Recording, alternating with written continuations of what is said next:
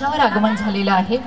आजच्या या सुंदर अशा सोहळ्याचं जे आयोजन करण्यात आलेलं आहे ना, ते भालचंद्र दादांची दोघंही मुलं आणि त्यांचा तिसरा मुलगा म्हणजे त्यांचा पुतण्या, जो त्यांच्याकडे लहानाचा मोठा झाला, त्यांच्याकडेच तो वाढलेला आहे। त्याला आईसारखं प्रेम देणारे आमच्या संगीताताई।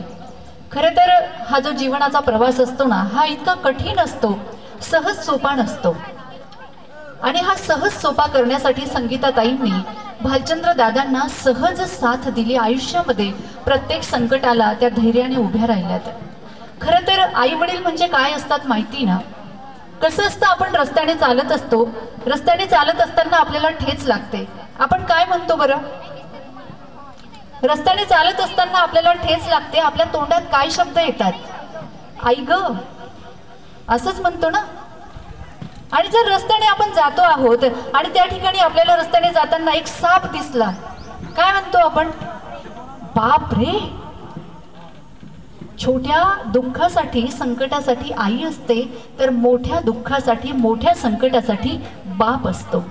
आणि म्हणूनच आई ग आणि बापरे हे दोघं शब्द एकत्र झाले तर ते आई वडील तयार होत असतात। आणि त्याच माध्यमातून असं एक सुंदर असं कुटुंब उदयास येत असतं। ते आपल्या सगळ्यांच्या समोर आहे। ऐकूया एक सुंदर असं गीत आणि त्यानंतर त्यांच्या परिवाराविषयीची आपण माहिती, त्यांचा जो जीवन प्रवास आहे तो आपण जाणून घेणार आहोत।